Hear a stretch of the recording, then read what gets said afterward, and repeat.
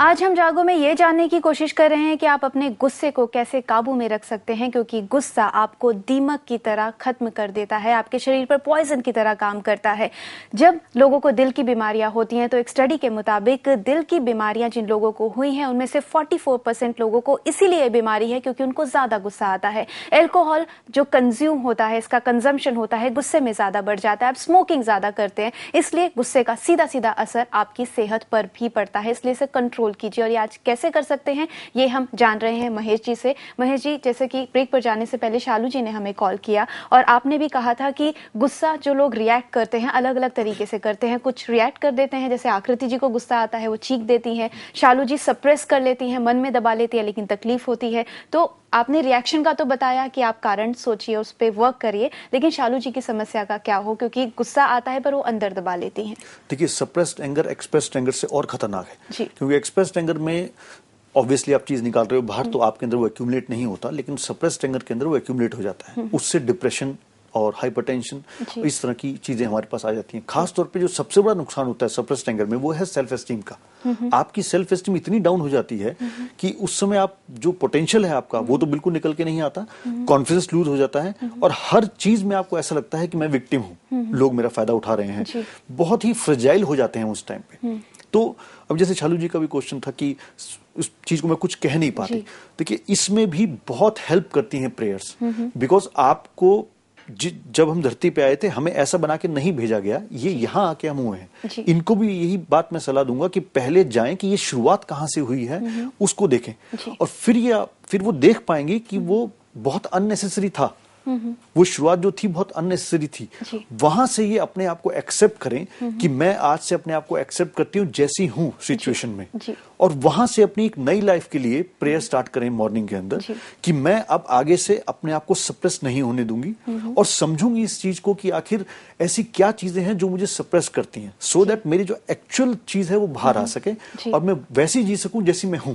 जी, तो यहाँ पर शालू जी को भी यही समझने की जरूरत है कि पहले गुस्सा आता क्यों है और फिर प्रे करे। तो इनको शालू जी, आपको सिर्फ अपने अंदर गुस्सा ही कम होता नहीं दिखेगा, आपको ओवरऑल बहुत पीसफुल फील होगा और जो लो सेल्फ एस्टीम आपको एकदम से लगती है तो उसमें भी काफी अंतर आएगा और आपका आत्मविश्वास भी बढ़ेगा, सिर्फ गुस्सा ही कम नहीं होगा। इसलिए जो प्रेयर्स हैं उन पर विश्वास रखिए, खुद में बदलाव लाइए और आप देखेंगे कि आपको गुस्सा भी आना वैसे ही कम हो जाएगा, उसको सप्रेस करने की भी जरूरत नहीं पड़ेगी। अब हमारे साथ जुड़े हैं पवन जी, अपना सवाल पूछिए। Good evening ma'am. जी गुड इवनिंग मैम, ये पूछना चाहते हैं जैसे हमारे साथ के कई सारे साथी हैं या ऑफिस में कई बार क्या होता है कि कुछ ऐसी चीजें होती है जिनमें गुस्सा बहुत ज्यादा आता है जी। उस कंडीशन में कुछ ऐसी बातें होती है कि हमने कुछ कहा, उनके तरफ से कोई रिप्लाई ना मिला, उस कंडीशन में बहुत ज्यादा गुस्सा आता है, तो उसके लिए क्या करें हम? जी पवन जी, हम जानेंगे कि आप उस कंडीशन में क्या कर सकते हैं। उससे पहले हम बात करेंगे अनीता जी से, जिन्होंने हमें दिल्ली से कॉल किया है। अनीता जी, आप बताइए। अनीता जी, आप हमें सुन सकती हैं? जी जी अनीता जी बताइए।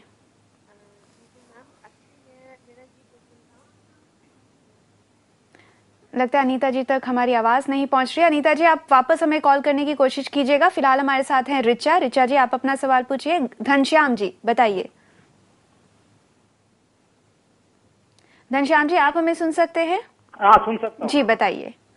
Just I would like to, yes मैं सुन सकता हूँ। I would like to tell everybody that anger is a letter away from danger. Ji. If you note this, that is very much useful to everybody. जी बिल्कुल घनश्याम जी, इसी note के साथ कि बस एक लेटर कम होता है डेंजर से। बिल्कुल, जब एंगर हमें आता है, गुस्सा आता है, तो सारी डेंजरस सिचुएशंस बन जाती हैं और यही डेंजरस सिचुएशंस ना बने, इसका क्या हल हो सकता है, ये आज हम जानने की कोशिश कर रहे हैं। तो महेश जी, पवन जी की प्रॉब्लम पर आते हैं कि वो कैसे कंट्रोल करें। इन्होंने ये कहा कि जब कोई जो उनके कलीग्स हैं या ऑफिस में जब कोई कुछ कहता है तो बहुत ज्यादा गुस्सा आता है। एक्चुअली ये एक बहुत ही नॉर्मल प्रॉब्लम है कि हम बहुत सोशल एनिमल्स हैं, लोगों के बीच में रहते हैं, तो डिफरेंट तरह के लोग होते हैं। नाउ यहाँ पर सिचुएशन ये नहीं है कि किस सिचुएशन से मुझे गुस्सा आता है। प्रॉब्लम यह है कि मैं रिएक्ट कैसे करता हूं उसको। तो उनसे भी मैं ये कहना चाहूंगा कि अपने रिएक्शन पे आप कंट्रोल कर सकते हैं, आप उन लोगों के बिहेवियर पे कंट्रोल नहीं कर सकते। हो सकता है वो आपके साथ ही नहीं कर रहे, हो नहीं सकता, ये पॉसिबिलिटी है वो सबके साथ ही ऐसा बिहेव करते हो, घर में भी, बाहर भी, हर जगह भी।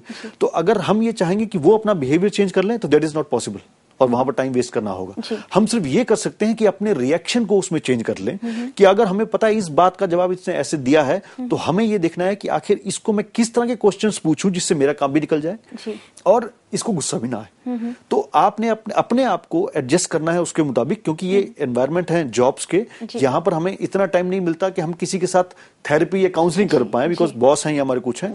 तो हम सिर्फ अपने रिएक्शन को देखें और उस पे काम करें, उससे बहुत मदद मिलेगी। जी, जैसा कि आपने कहा रिएक्शन, जब हम रिएक्शन एकदम से गुस्से में गुस्से का रिएक्ट नहीं करते, सिर्फ रिस्पॉन्ड करते हैं, समझने की कोशिश करते हैं, तो जिसको गुस्सा आ रहा होता है वो भी कहीं ना कहीं शांत हो जाता है जब आपको देखता है कि आप उस पर कैसे रिस्पॉन्ड कर रहे हैं। तो पवन जी, आप ध्यान रखें कि जब आपके बॉस को गुस्सा आता है तो आप कूल रहिए, आप उनसे आराम से बात कीजिए, तो शायद उनको आपका ये बिहेवियर नोटिस में आएगा और वो आपसे आराम से बात करना भी शुरू करेंगे। यहाँ रुकेंगे हम एक छोटे से ब्रेक के लिए।